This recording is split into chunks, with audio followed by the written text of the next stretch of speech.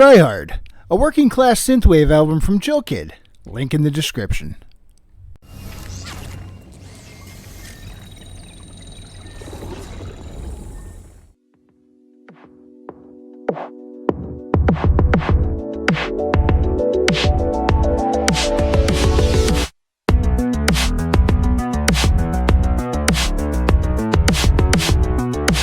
Greetings, salutations, and other big words. My name's Ethan, my handle is Wrangler. Welcome to Frequency Studios. We're jumping back into Metroid by Koji Tozawa and Kenji Ishikawa. This is part 3 of the video series, and Metroid Volume 2 brings us right back to where we left off. With this asshole. Ridley was told that the Chozo had a bioweapon, an ultimate warrior, and now he looks at Samus and thinks that this must be a joke as she shudders and jerks. Grey Voice says that Samus is showing symptoms of PTSD, and Mother Brain agrees, saying that Ridley's presence has caused her an emotional response. Samus drops to her hands and knees, unable to catch her breath, and with her concentration broken, her power suit goes dormant. As soon as Ridley sees that Samus is human, he begins laughing hysterically. He smacks Samus into a wall and rushes up to glare in her eyes, which suddenly seem familiar. "I've seen her before," he sneers, not quite able to place the memory. "You probably have," Grey Voice says. "She's the only survivor from when you massacred the colony on K2L. Ridley's blood boils. "That brat!" he shouts and grabs Samus by the face, slamming her head into the stone behind her. As the only survivor of Ridley's attack, he now blames her for the explosion that ruined everything. He was horribly burned from that blast, but has the ability to regenerate. However, this requires him to eat meat. Understanding that humans tend to squirm at the death of their own kind, Ridley tells Samus that he had to eat the dead human bodies. And as nasty as Ridley is, even he considered this to be disgusting, but now relishes the retelling, just to see Samus squirm. With a nasty grin, he says, "I wonder which cells your precious mama became." He places his hands on himself. Could she be here? Or here? He smacks her again, shouting, "At least pay your respects to Mama." Grey Voice tells him that he's being ridiculous. Ridley's like, "Not as ridiculous as your story, old man. You said you had a weapon." He points at Samus. "That thing is defective." Calmly, Grey Voice reminds Ridley of his place. The space pirates follow Ridley, but Ridley now follows Mother Brain, and Grey Voice outranks him. He also says that he won't tolerate insolent behavior. Ridley's like, "Fine." He holds Samus out toward him, saying, "Then get your hands dirty and you'll have my respect. Eliminate this Federation woman." Elsewhere, Kreetz, Malk, and Pionji access a room through a vent. "Come out to the coast, we'll get together, have a few laughs." Looking down into the large chamber, Malk mentions that the place looks like a lab. I think this is still somewhere in Turian. They can see the space pirates inside these pod-looking things, and Kreetz says that it looks like they found a lobster boil. But what's happening here is they're going through a genetic process very similar to Samus. They're infusing themselves with Chozo DNA so that they can adapt to Zebes. Looks like they're planning on staying for a while.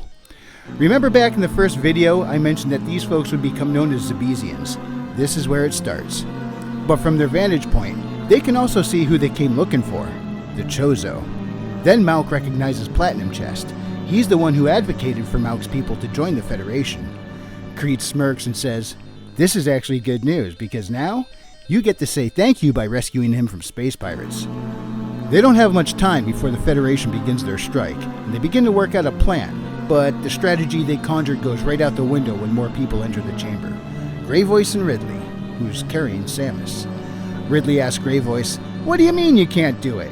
He's still trying to convince him that Samus is useless and he should kill her, but the Chozo says that he is unable. As pacifists, the members of the Thoha tribe have created mental blocks against violence. If a Thoha were to commit an act of violence against somebody, he would experience severe pain and agony, and if he continued anyway, the mental block would likely kill him. Ridley's like, "So what good are you then?" Grey says that he brings leadership to the table. Before Ridley can respond, he addresses the situation with Samus, who is currently an incoherent mess on the floor. Grey says that she might not be at her potential yet, but she will get there, and she will join their organization. He then says that the Federation can't be far behind her, so get your troops ready. Pointing at the other Chozo, Ridley asks, "What about them? We have all the tech we need. They're useless now." He gets a wicked grin on his beakish face. Right? Platinum Chest steps forward and says, "We are weary from the years. Now is as good a time as any." Gray Voice says, "Do as you will." Malk and Creets are in disbelief at what they're seeing. Ridley whips around and ensnares Platinum's neck with his tail. Since the two of them don't pack enough punch to take on Ridley, Malk begins inputting remote commands to the ship. After a technobabble explanation, he gets to the point where he's targeting the closest power supply to the ship. Though they're a good distance away and under the surface, the strike causes a chain reaction through some of the pipelines, shuttering even their area and causing some of the genetic pods to malfunction. Ridley wants to know what's going on, and Gray says that Samus probably planted a timed device to help her escape. Or it could be the Federation striking. He orders the other Chozo to begin repairs on the body adaptation machines and says that they will be allowed to live until their work is complete. Next, he turns to a control terminal and uses the intercom to address the complex. He says a Federation strike may be starting and orders all units to mobilize. Finally, he turns to Ridley and says, "The troops are ready to fight. Go lead them." Ridley has no problem agreeing to that. He gets a sinister grin, gives an enthusiastic "Yes, sir," and takes off. Samus is still a wreck, kneeling on the floor and barely holding herself upright. Gray Voice walks up to her and says, "What would your parents think if they saw you like this?" Pitiful. Then he walks away. As soon as he left the room, Creets and Malk dropped in and took out the remaining pirates. They say that we're here to get you guys out, but remember when I said that Samus can't remember much of what happened? And remember that uneasy feeling in her gut that she couldn't explain? Well, she gets her explanation as her memories come flooding back, and she spazzes. Creech tries to snap her out of it, shouting that she's the one who protected children from the space pirates, but it's no use. Samus is lost in a flashback, seeing all the horrific events at K2L as they swirled and merged in her mind. She looked upward, staring at seemingly nothing, but in her mind's eye, she was 3 years old, witnessing her mother's death at Ridley's hands. The Chozo all approach her, speaking calm words of compassion. One placed his hand gently on her forehead, saying, "Clear your thoughts, take the pain, and release it from your heart. We are your family, and you have always done well." Samus's eyes well up as the pressure builds within, and then she screams. Outside, Ridley is totally confused as he can't find any enemy forces anywhere. Then he hears one of his troops screaming in the comms that the prisoners have escaped. The Chozo are guiding Samus as Malk and Creets clear the pirates between them and their ride. Creets takes out the guy that was screaming for help over the comms, then picks up the transmitter and says, "The Federation troops are everywhere! We've been defeated! Run away!" The Chozo lead Samus by the hand as they continue their escape when a pirate comes up behind them. Neither Creets or Malk can get a clear shot at him from the front of the pack, and they shout at Samus that she needs to run when she suddenly snaps around. Samus blasts him at nearly point-blank range, dropping the chump and seems to still be a little out of it. But then she opens her eyes, determination boiling within her as she says, "Protecting the protectors is my duty." She stands up to her full height, looks at the sky, and says that an acid rainstorm is coming. Creets and Malk haven't been through physical adaptation for the planet like Samus has, and wouldn't be able to handle the weather. She says that they're going to have to go through Brinstar. Malk and Creets are like, "Hey, are you alright?" Samus apologizes for making them worry and says, "I'm back to myself now, so let's go." Creets asks, "Did she just say sorry?" Malk's like, "Yeah, she's definitely not back to herself yet." Samus groans. But from a cliff above them, Gray Voice is watching, and he smiles. Despite his deep-cutting words from earlier, he's quite proud of the woman that Samus is becoming. He even calls out to the spirits of Rodney and Virginia Aaron, asking them if they could see her now, see who she has become. He then does something in this swirly-looking picture. Did he teleport, fly away? I'm not sure, but he apparently utilized some form of transport. But when he did, Samus's power suit illuminated with an inner glow. Samus has no idea what's going on, but Platinum Chest says he has left. She looks to him for explanation, and he tells her that the power suit is resonating with Gray Voices. When her DNA was spliced with Chozo, there were 2 donors, Ravenbeak from the Malkin tribe, and one from the Thoha tribe right here on Zebes. Years of following this series, and I somehow got the idea in my head that it was Old Bird, but nope. Reading this, we find out that it was Gray Voice. And even though they're two different species, this gives them a genetic bond similar to that of father and daughter. Remember back at the beginning of the first video, I mentioned that the Ch12 power armor is made of her own DNA. So is Gray Voice's, and she can feel it when he activates it. This gives them a type of empathic bond where they could sense each other while using the power suits. Platinum Chest tells her that Gray Voice did not betray them. They had already decided that Mother Brain needed to be destroyed, but the space pirates caught them off guard. The Ch12 present have lived far beyond their natural lifespans and their spirits are weary, so Gray Voice was selected to play along while the others surrendered, giving Gray an opportunity to get close and shut her down, which he's on his way to do now. Still thinking that they're under Federation attack, Mother Brain issues orders to the Deebeegeek pirates. She says that this attack is meant to be cover for the fugitives. She tells them to focus and not be distracted from their objectives when suddenly, their mental focus is reduced to zero. Weapons fire obliterates the pirates and Gray enters the chamber. The pirates try to run away, but the overwhelming blasts?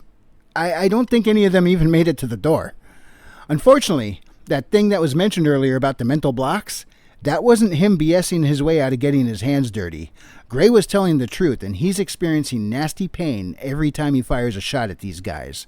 If the intent is to do harm, then it hurts him to do it, and he's intending to cause some massive damage. Eliminating the remaining pirates, Gray makes his way to Mother and dismisses his helmet, letting her see his face. Mother is outraged that Gray is betraying her. In fact, she may be a supercomputer, but she's a living sentient being, and she does have emotions. Gray sees this clearly and begins taunting her with the truth as he attacks her housing unit with powerful blasts from an older weapon not in Mother's databases, throwing her off further. He tells her that the Ch12 are not expendable, that she's a defective product and will not be inheriting the Ch12 will. Defective? This really grinds Mother Brain's gears as Gray continues to fire, but the backlash from the mental block is taking its toll. Gray is seriously hurting, and Mother's housing unit hasn't broken yet. He tells Mother that Samus is inheriting the will of the Ch12 and that he knows Mother has always been jealous of her. Mother flips out. Me? Jealous? She shouts that she will be the true master of the universe as they continue to fight, and Gray continues to suffer. Suffering which Samus can sense as they emerge from Brinstar and back to the surface. She wants to go back and help, but through their bond, she somehow receives a response to that thought from Gray Voice, and he tells her to move on. The storm is passing as they step outside, and they can see the pirate ship transiting the moon.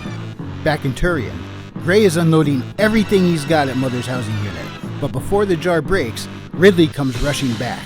He heard everything that was said and goes hard at Gray Voice. Despite being in agony, he holds his own against Ridley, which is no small feat, even if he wasn't in pain. But he is, and it has caught up to him. Too incapacitated by his own mental blocks to physically continue, Ridley mocks him, calling him a bird that can't fly, and the next thing Gray Voice hears is Ridley laughing while the pirate commander skewers Gray Voice with his spear-like tail.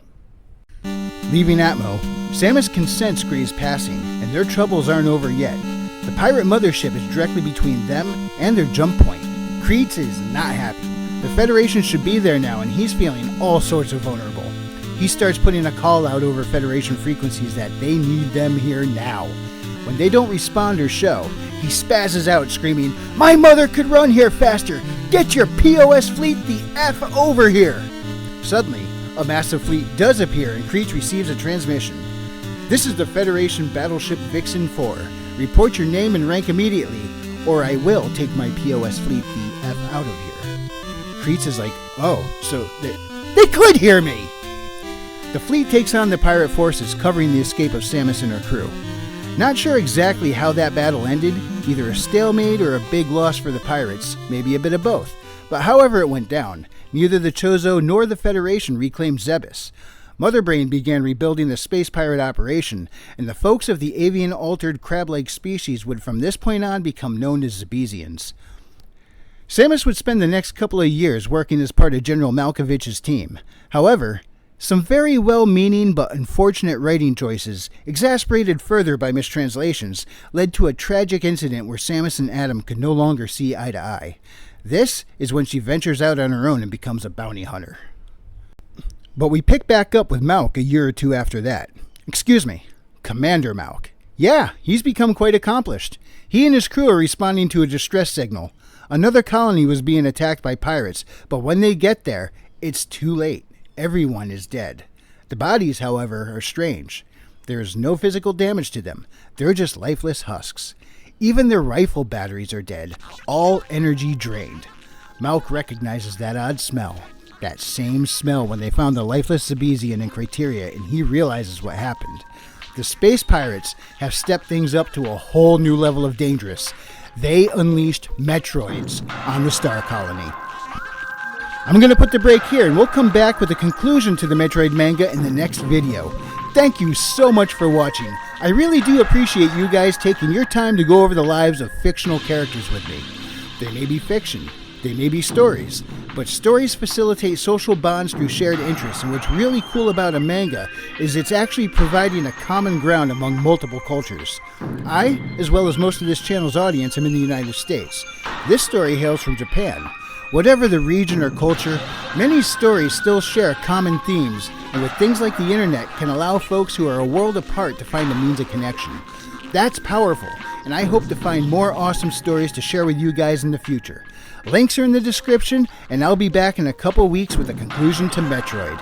If you enjoyed this presentation, hit the like, and if you didn't, I appreciate you stopping by. I'll see you next mission, and God bless.